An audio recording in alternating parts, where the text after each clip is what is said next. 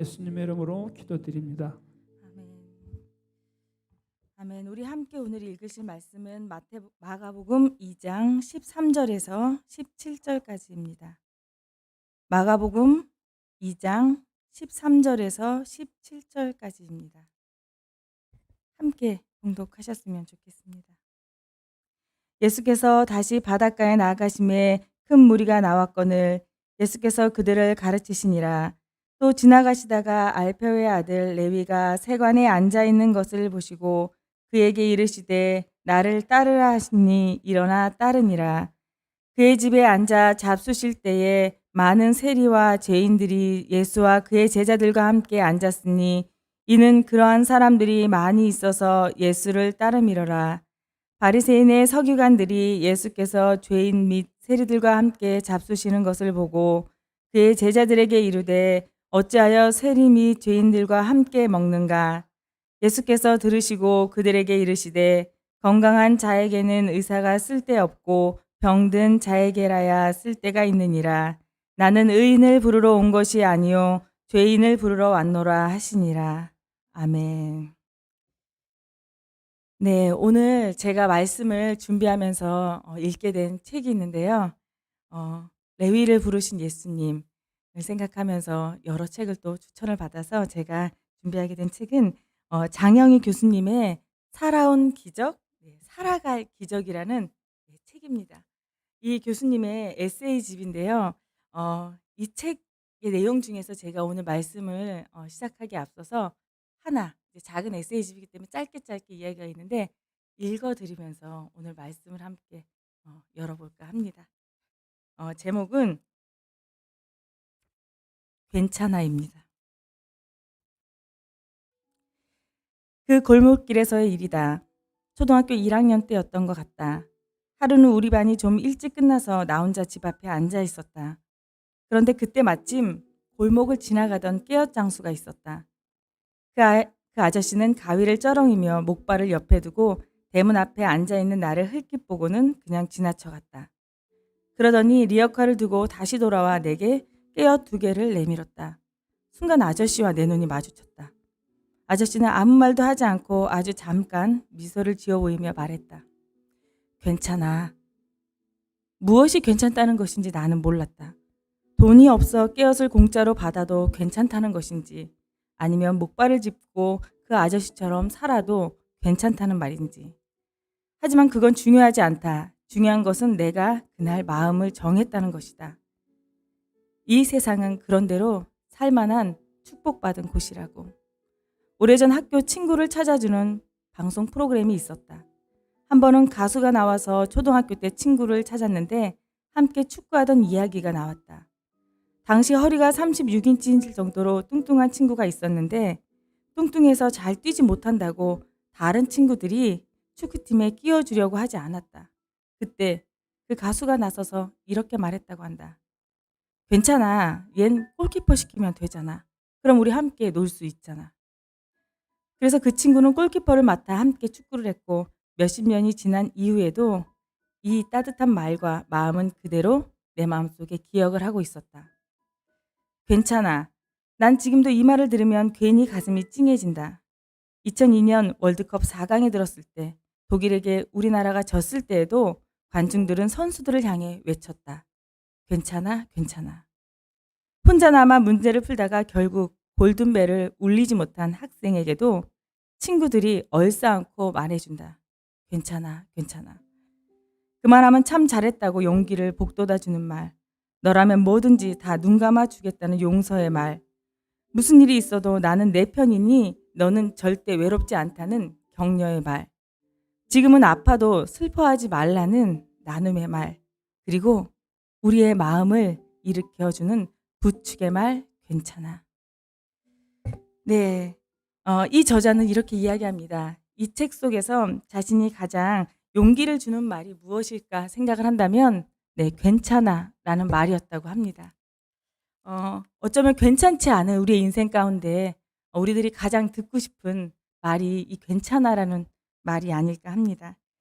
이 세상 누구에게도 아무런 문제가 없거나 깨어짐이 없거나 또한 어떠한 그런 고민과 걱정거리들이 나만을 피해가는 경우도 없습니다. 우리는 그런 존재입니다.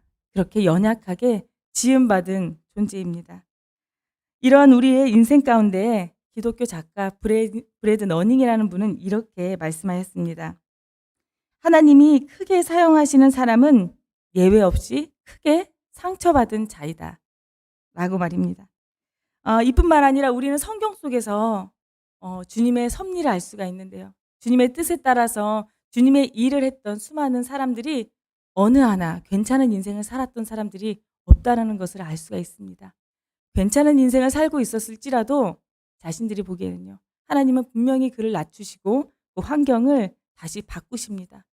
그러한 모습을 통해서 우리는 하나님의 사람들, 하나님이 쓰시고자 하는 하나님의 뜻을 이루고자 하는 그 계획 속에도 이 어려움과 힘듦은 너무 당연한 거구나 라고 우리는 알 수가 있습니다.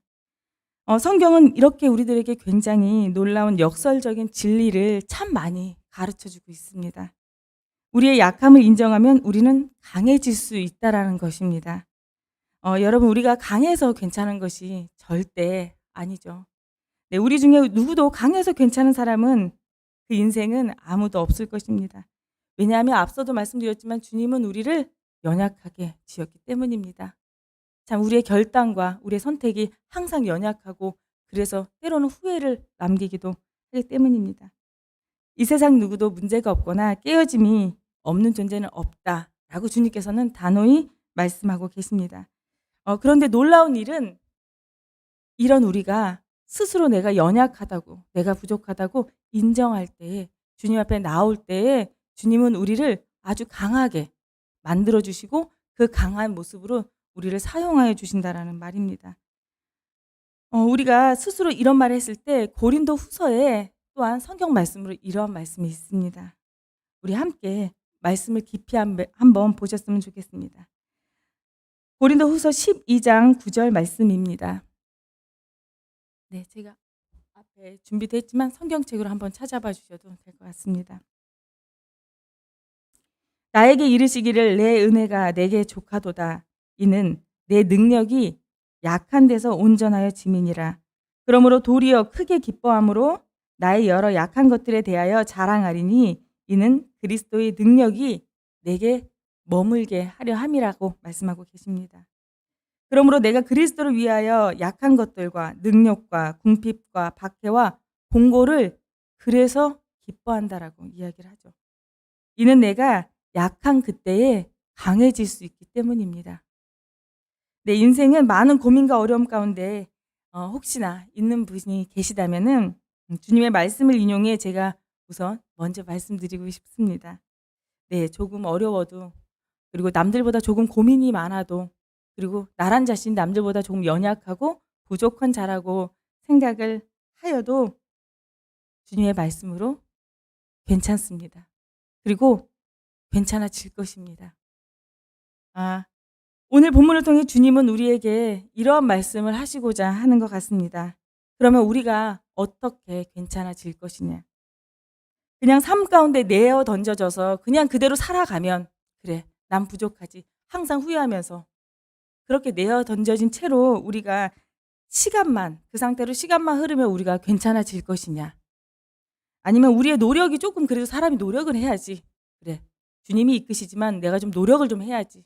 고민과 문제 앞에 어떤 노력을 하면 우리는 괜찮아질 것이냐? 우리는 과연 언제 괜찮아질까요? 괜찮아지는 것은 환경보다는 내 마음이 먼저 괜찮아지면은 정말 괜찮아집니다. 그래서 오늘 마가복음 말씀 2장 13절부터 시작되는 레위를 부르신 예수님의 말씀을 통해서 과연 우리는 언제 괜찮아질 수 있는지 그 은혜를 나눴으면 좋겠습니다. 네, 오늘 말씀의 주인공인 레위는 세관원이었습니다. 세관원, 즉 세관원은 로마의 지배를 받는 그때였기 때문에 로마에서 일을 받아서 하는 사람이었던 것이죠. 그리고 제가 이 말씀에 앞서서 세리인 레위와 예수님의 제자 마태는 동일한 인물입니다. 그래서 세리, 레위, 제자 마태, 동일한 인물로서 제가 또 설교를 할 때 레위라고도 하고 마태라고도 할 것입니다. 그냥 같은 사람이구나 라고 생각하시고 말씀을 들으시면 될 것 같습니다. 네. 그때 당시 로마에서는요. 어 유대인들을 네 일꾼으로 부려서 일을 했습니다. 그때 당시에 그래서 레위라는 사람 또한 로마의 하수인으로서 같은 민족의 사람들에게 세금을 걷어서 일정 부분은 로마에 이제 헌납을 하게 되고요. 그리고 나머지 부분은 자신이 갖게 되는 그런 직업군이었습니다. 그러니 일정 부분만 로마에게 바치고 나면 나머지 부분은 다 자기 것이 되는 거예요. 그러니 레위로서는 이런 세리들로서는 열심히 일할수록 내 삶에 최선을 다할수록 점점 소득이 늘어나고 부가 축적이 되는 것입니다. 그래서 '내 삶 참 괜찮다.'라고 말할 수 있는 삶이 된다라는 것입니다. 그래서 부는 늘어나서 괜찮을지 모르겠지만 그 세리들이 열심히 일할수록 누구는 괴롭느냐? 바로 같은 민족인 네 히브리 사람들은 괴롭게 되는 것입니다. 사실 그때 당시에 세리가 세금을 걷는 것은 직업군들에 한해서 우선 세금을 걷었습니다. 오늘 등장하는 이 주인공은 그런 이제 일을 했다라는 거예요. 세금도 여러 뭐 기준들이 있겠죠. 근데 그 기준으로 모든 세금을 다 걷는 역할은 아니고요. 이 세리 레위는 네 어떻게 보면 통행세를 받는 사람이었던 것 같습니다.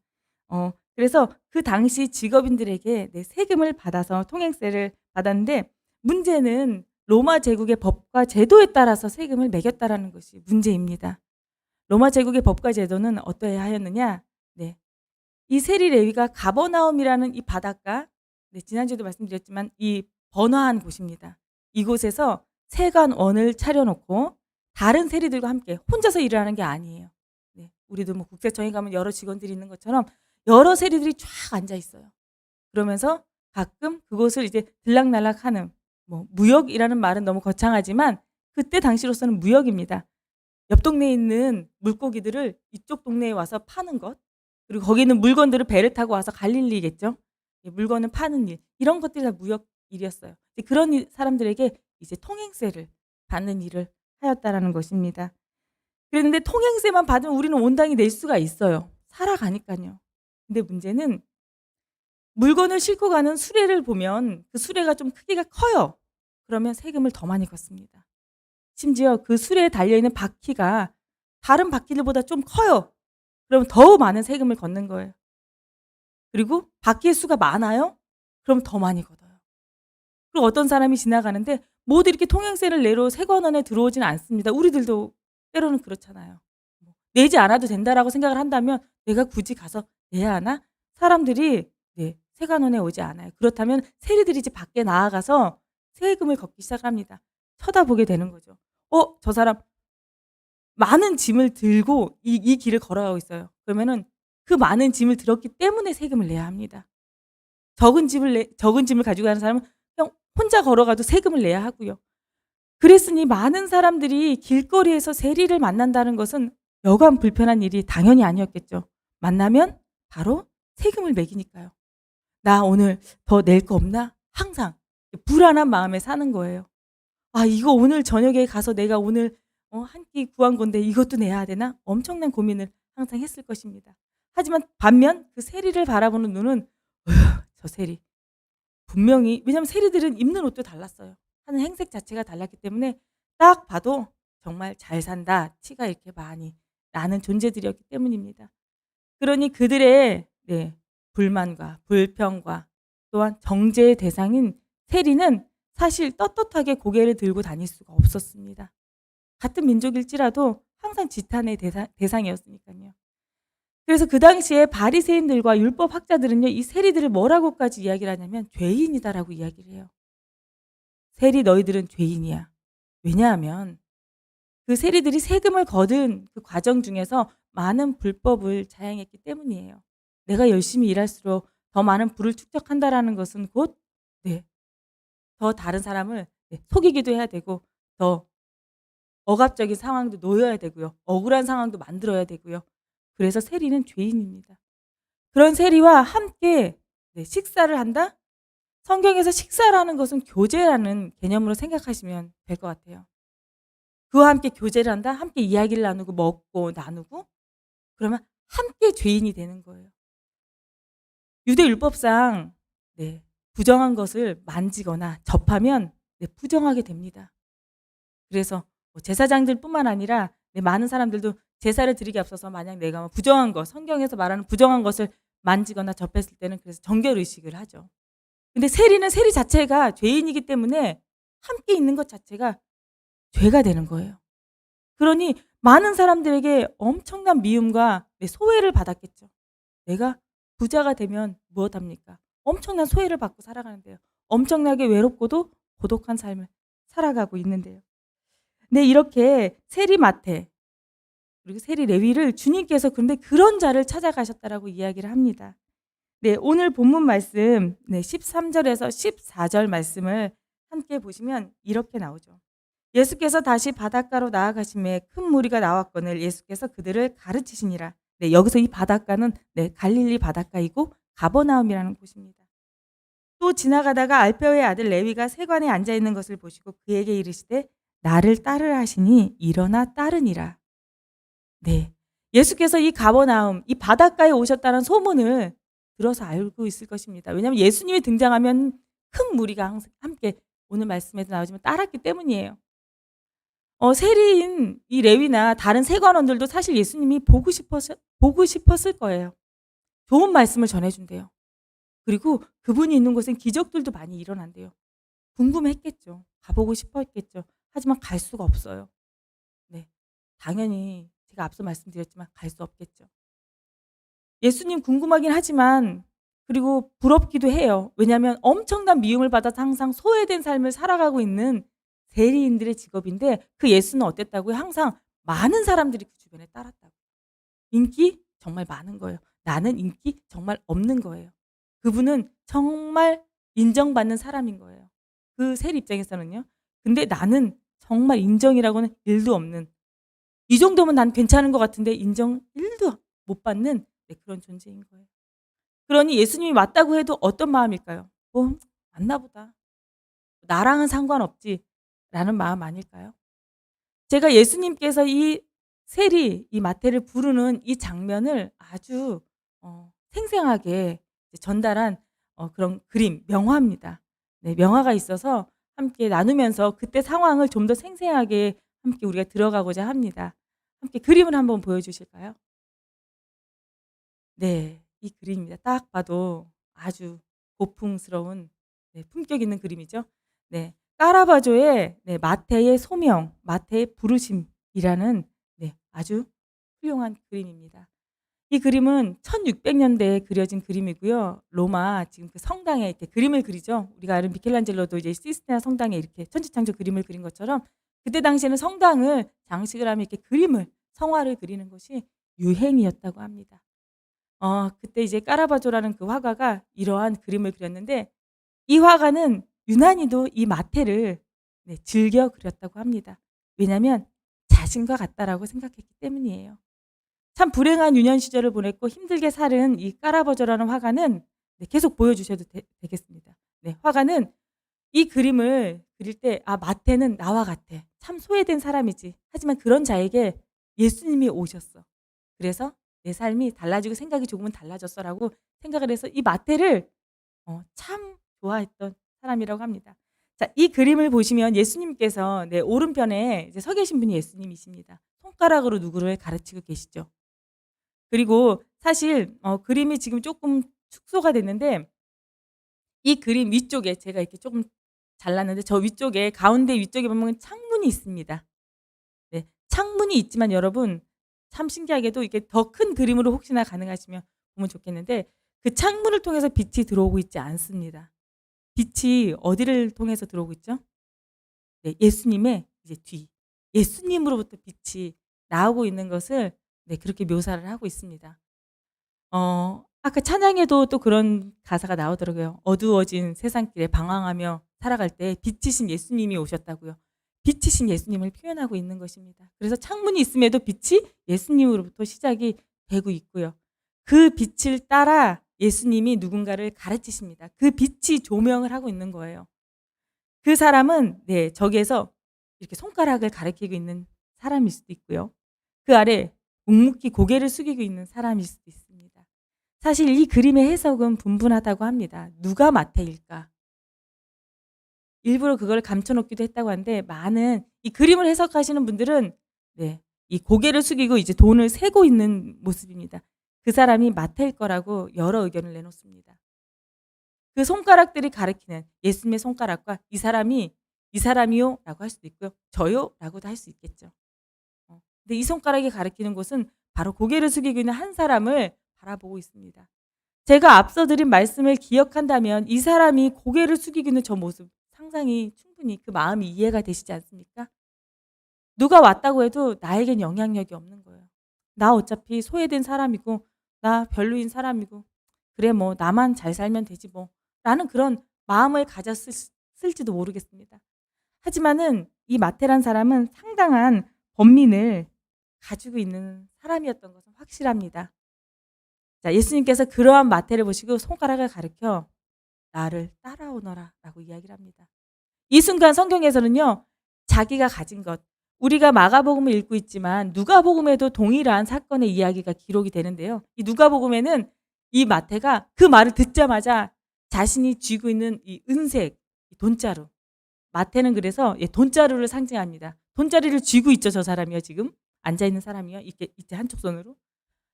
자기가 들고 있던 돈자루와 펜과 종이 이제 세금을 거두니까 뭐 개수를 했겠죠. 그거를 당장 버려두고 바로 그분을 따라갔다라고 이야기를 하고 있습니다.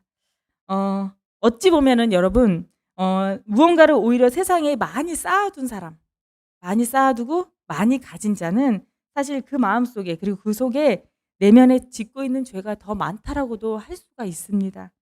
왜냐하면 그 많은 것을 더 갖기 위해서 원래 가진 자는 더 가지려고 애를 쓴다고 말을 해요.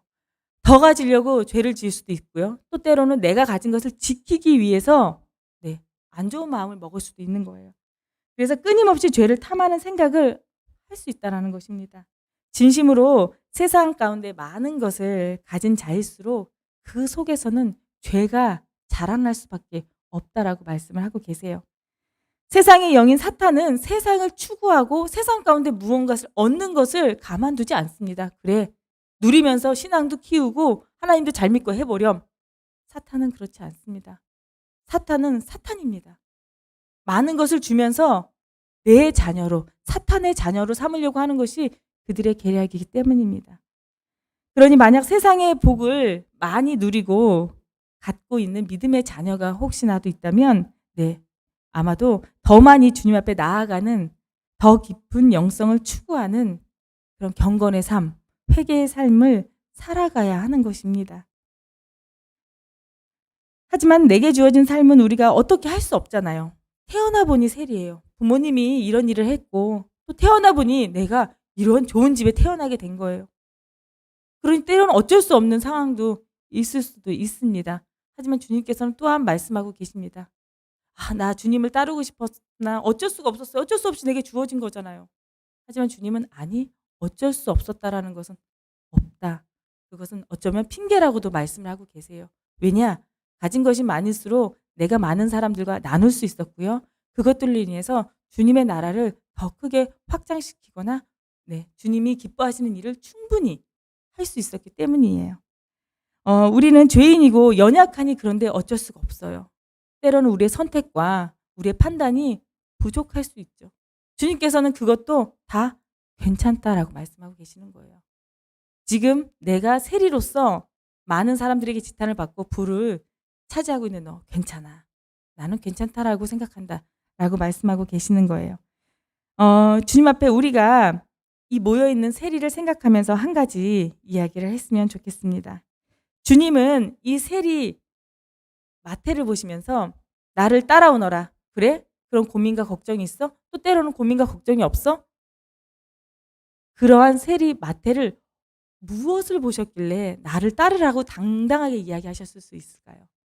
그리고 그 마태는 어떻게 다 내려놓고 바로 그 자리에서 반응을 할 수 있었을까요? 주님은요, 보이지 않는 것을 보시는 주님입니다. 사람들은요, 이 마태의 겉모습만 보았을 것입니다. 욕심 많고요. 자기 것만 차지하려고 하고요. 겉으로 보여진 거, 저 사람 말할 때 그렇게 말을 해서 내 기분을 나쁘게 하고요. 상하게 하고요. 겉모습을 보고 우리는 판단을 합니다. 누군가를요. 그렇죠. 근데 예수님께서는 절대 겉모습을 보고 판단하지 않는 분이라는 것입니다. 항상 누누이 말씀드리지만 주님은 보이지 않는 것을 더 중요하게 여기시는 분입니다. 우리 안에 있는 영의 상태, 영의 모습, 그것을 훨씬 중요하게 여기신다라는 것입니다. 이런 우리의 중심을 아시고 보시는 분으로서 주님은 겉모습의 레위가 아닌 그 눈빛 속에 아무도 눈치를 챌 수 없었던 그 속에 있는 진정한 그의 허물을 봤을 것입니다.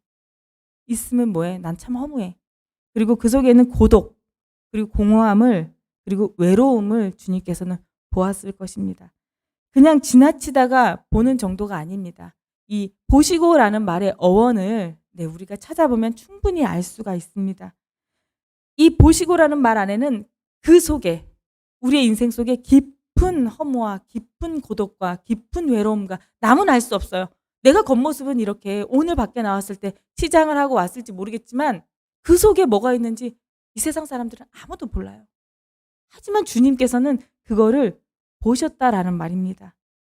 예수님은 그래서 아주 간단한 말로 당장 나를 따르라. 네 마음속에 그게 있어? 당장 나를 따르라. 라고 말씀하셨다라는 거예요. 어떻게 주님은 그 길로 일어나 이야기를 했느냐? 예수님은 사실 세관에 앉아있는 깊은 허무와 고독, 외로움 속에 갇혀있는 그 세리, 레위를 본 것이 아닙니다. 예수님께서는 그 세리 레위가 아닌 그 자를 보면서 많은 사람들에게 지탄이 되는 세리 마태가 아닌 장차 마태복음을 기록할 자신의 제자 마태를 보신 것입니다. 세리 레위가 아닌 제자 마태를 그 상황, 그 현실 가운데서 보신 것입니다. 그때 된 사람들이 어떻게 이 자가 예수님의 제자가 될 거라고 생각을 했겠습니까? 예수님은 그 속을 보시니까는 아십니다. 제가 여기서 한 예화를 하나 말씀드리고자 하는데요. 이 세리 마태를 부르신 예수님의 이야기를 통해서, 속을 보시는 예수님을 통해서 제가 생각나는 사람은 사실 딱 한 사람이 생각이 났습니다. 그분은 저희 어머니십니다. 저희 어머니와 저는 신앙의 이야기를 나누는 것을 참 좋아합니다. 함께 만났을 때 뭐 가정사를 나누거나 뭐 사사로운 이야기를 나누면 안 좋습니다. 싸움을 하기도 하고요. 갈등이 일어나기도 하고요. 분쟁이 일어나기도 해요. 그런데 참 신기하게도 저희 엄마와 신앙 이야기를 나눌 때는 하루가 진짜 1시간 같아요. 집에 가는 게 아쉬울 정도로 너무나도 마음이 맞는 분이십니다. 그런데 그때 저희 엄마가 이런 말씀을 하시더라고요. 나는 내 자신의 삶을 되돌아보면 참 인생이 부족한 것 같아. 나는 인생을 왜 이렇게 살았나 모르겠어. 저희 어머니는 참고로 참 인정받는 거를 좋아하시는 분이십니다. 그래서 내가 원하는 대로 인정받지도 못했고 난 열심히 살았는데 내게 주어진 환경들이 내가 원하는 대로 되지 않아서 참 나는 왜 살아야 되지? 나는 왜 산 거지? 하나님을 간절히 찾으셨지만 항상 그런 마음에 항상 갇혀있는 분이셨습니다. 저희 어머니는 사실 열심히 기도하시는 분이세요. 열심히 기도하시는 분이고 열심히 말씀을 보시고 쓰시고 하시는 분입니다. 심지어 이렇게 코로나가 터진 이 작년부터도 그 교회는 작은 교회지만은 8시 항상 저녁 기도회를 했다고 해요. 그 저녁 기도회를 단 한 번도 빠지지 않으셨어요. 주사 맞을 때 한 번 빠지셨대요. 아파서. 그러면서 저에게 통탄하시면서 말씀하시더라고요. 너무 아파서 내가 갈 수가 없더라. 그 정도로 신앙에 있어서는 열심이고 정말 특심이 있으신 분이셨습니다. 저희 엄마 인생을 보면은 누가 봐도 나쁘지가 않습니다. 하지만 주님 안에서는 열심히 하지만 자신의 인생을 되돌아봤을 때 그런 생각을 했던 것 같습니다. 내 인생이 참 너무 부족하고 연약하고 가난하기만 하면 될 것을 왜 불행하기까지 하냐. 가난한 사람들은 있을 수 있잖아요. 근데 가난해도 행복한 사람들이 많잖아요. 근데 가난한데 불행까지 했다라는 거예요. 그래서 또 심지어 저희 어머니가 젊은 시절부터 조금 몸이 많이 아프셨습니다. 그래서 아픈 몸으로 오랫동안 병원을 전전하시다가 자신의 가정사를 되돌아봐도 내 인생을 봐도 나는 왜 하나님이 이렇게 지금까지 심지어 왜 오래 살게 하시지? 예전 병원에서는 내 40대에 못 살 거라고 집에 가라고 했다라고 합니다. 그런 나를 지금 70이 넘으셨어요. 올해가 74, 5 정도 되셨는데 나를 왜 이때까지 살게 하냐 이거예요. 나 지금까지 봐도 별거 없는 것 같고 왜 하나님은 나를 이렇게 가늘고 길게 살게 하시는지라고 말씀을 하시더라고요. 그런데 제가 저희 어머니가 지금 나이가 들어서 섬기게 된 교회 목사님과 대화를 나눌 때가 있었습니다. 그 목사님이 저희 어머니를 항상 이렇게 많이 섬겨 주시는데 그런 말씀을 하시더라고요. 사실 그 교회는 작은 교회였습니다. 작은 교회여서 목사님 가정과 저희 어머니만 그 교회를 섬겼었어요. 그런데 목사님이시니까 새벽 예배를 드리셔야 되잖아요. 자신이 새벽 예배를 이제 항상 드려야 되는데 이제 나 있고 가족 있고 그러니 사모님이 안 나오시면 혼자 예배를 드려야 되는 거예요.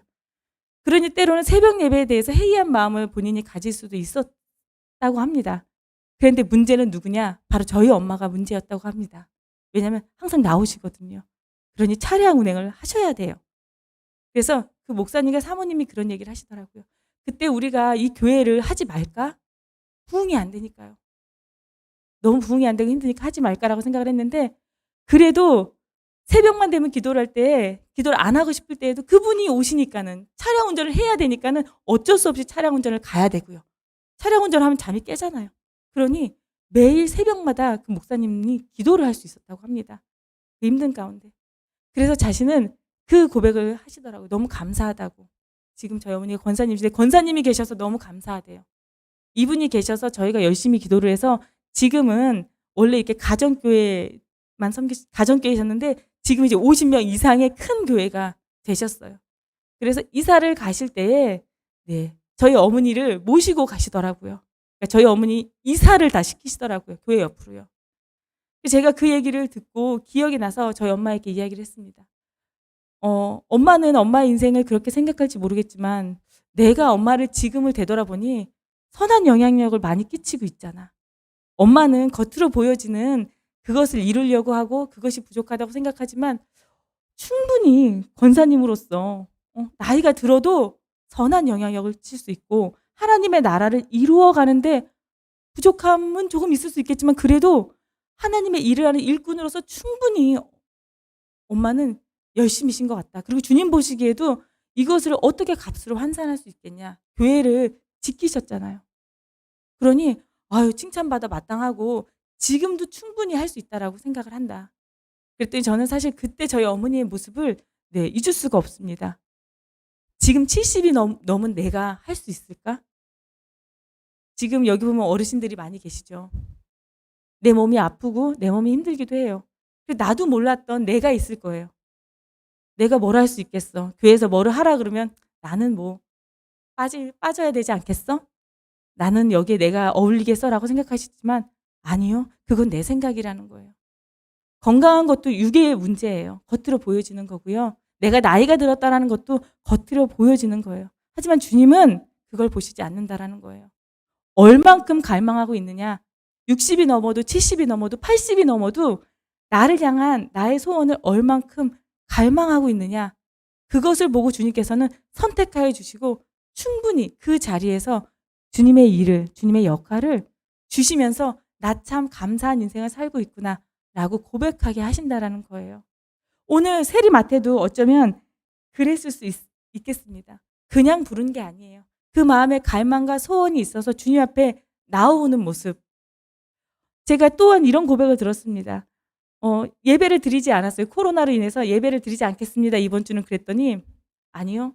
저는 집에서 예배 드리면은 집중도 안 되고 그냥 차라리 교회에 와서 나 혼자라도 예배를 드리겠습니다라고 저희 교회 와서 수요 예배 때 이제 혼자 이제 말씀을 이렇게 전하고 영상으로 하는데 말씀을 듣는 분이 계셨다고 해요. 저는 그 말씀을 듣고도 그 마음, 그 주님께로 나아가고자 하는 그 갈망하고 앙망하는 그 마음을 주님께서는 분명히 보셨을 거예요. 내가 한 거지만 아니요. 그 안에 있는 성령님이 그 걸음을 인도하셨고 그 길을 만들어서 교회까지 오게 하신 줄 저는 믿어요.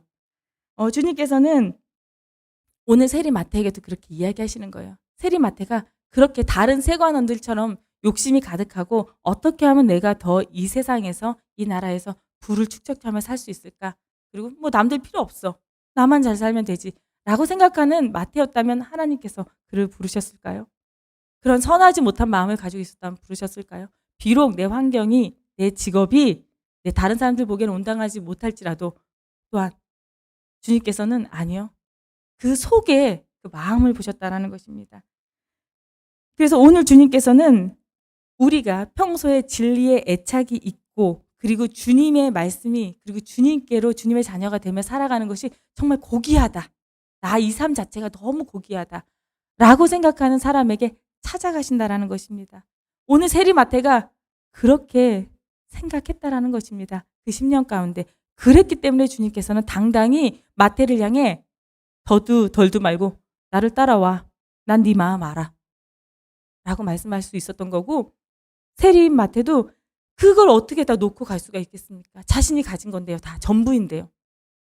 근데 그런 마음을 항상 마음속에 품고 있었기 때문에 내려놓고 당장 따를 수 있었던 것입니다. 우리에게 필요한 것은 주님을 갈구하고 앙망하는 그 마음입니다. 마음을 주님께서는 보시니까요. 그리고 소위 우리 눈으로 드러나는 그 현실로 우리의 삶을 드러나게 하실 거니까요. 누가 봐도 그분 참 좋은 영향력을 끼치셨지. 그 사람 우리와 함께 있어서 참 좋은 사람이야. 라는 그런 삶의 결과 또한 주님께서는 우리에게 주신다는 말입니다. 오랜 시간 주님 앞에 신앙생활을 해오며 주님을 나의 첫 번째 주인으로 모시겠다고 고백하신 우리 여러 성도님들, 우리 모두 다 장차 주님의 나라를 이루는데 아주 귀하고 또는 큰 그릇으로 주님께서 쓰시려고 주님께서 이 세상 가운데 우리를 살아가게 하는 것을 믿었으면 좋겠습니다. 우리는 그냥 살아가는 것이 아닙니다. 분명히 주님의 목적대로 주님의 뜻을 이루기 위해서 우리는 살아가는 것입니다. 그리고 그의 부르심이 있다면, 주님의 부르심이 내 마음속에 있다면 내하고 주저함 없이 내 삶을 내려놓고 돌이켜 레위처럼 철저히 주님 앞에 순종하는 그런 믿음의 귀한 자녀들이 다 되었으면 좋겠습니다. 함께 기도하시겠습니다. 우리의 약함 가운데 괜찮다 하시며 강함을 주시는 주님 참으로 감사를 드립니다. 주님, 우리 중에 누구도 강해서 괜찮을 수 있는 인생은 아무도 없습니다. 또한 이 세상에 누구도 아무런 문제가 없거나 깨어짐이 없는 사람 또한 없습니다. 세상 가운데 살아가는 삶에 죄가 많고 연약한 우리들이기에 인생의 문제가 나만을 피해가는 일도 주님 없었습니다. 우리는 너무나도 부족한 존재임을 이 시간 주님 앞에 고백합니다. 하지만 인애와 사랑이 많으신 주님은 우리가 스스로 연약하고 부족하다라고 주님 앞에 고백할 때에 우리를 붙잡아 주시는 은혜를 주심을 주님 믿습니다. 고린도 말씀에 주님께서는 우리에게 이르시기를 우리에게 주어진 지금의 은혜가 참으로 내게 족하다라고 말씀하고 계십니다. 이는 하나님의 능력이 그러한 현재 우리의 삶 가운데 우리의 모든 약한 가운데 오히려 온전하여지고 주님의 뜻을 이룰 것이라고 주님께서는 말씀하여 주셨습니다. 오늘 이 말씀 우리 믿기로 하겠습니다. 주님, 오늘 말씀 속 레위를 부르신 예수님이 오늘 우리도 부르고 있음을 주님 고백합니다. 우리 속에 하나님의 나라의 거룩한 믿음의 씨를 보시고 주님이 우리를 부르심을 우리는 또한 거듭 믿습니다. 주님, 믿음은 부르심을 믿고 나아가는 것이라고 말씀하여 주셨습니다. 때론 우리의 상황이 조금 어렵고 나의 고민이 다른 이보다 조금 더 많은 것 같이 무겁게 느껴질지라도 주님, 내 자신과 내 삶을 주님께 매어 맡기며 다 괜찮습니다. 약한 가운데 온전하여짐을 주님 믿습니다. 라는 그런 신앙 고백을 할 수 있는 강건한 신앙인이 모두 되게 주님 역사해 주시옵소서. 오랜 시간 주님 앞에 주님을 나의 첫 번째 주인으로 모시겠다고 주님 우리들 고백했습니다. 우리들 주님의 나라를 이루는데 아주 귀하고 그리고 적재적소에 쓸 수 있는 좋은 그릇으로 주님 사용하여 주시옵소서. 주님, 우리가 우리의 삶 가운데 보이는 것에 치중하는 것이 아닌 영적인 보이지 않는 주님의 것들을 위해 또한 노력하고 애쓰는 우리가 되게 하여 주시옵소서. 오늘 주님이 부르심이 있다면 내하고 주저함 없이 삶을 돌이켰던 레위처럼 철저히 내 삶을 내어놓을 수 있고 순종할 수 있는 우리 모든 영도 교우들이 되게 하여 주시옵소서. 주께서 주의 뜻 이 가운데 이루실 줄 믿고 주 예수 그리스도의 이름으로 감사히 기도드렸습니다. 아멘.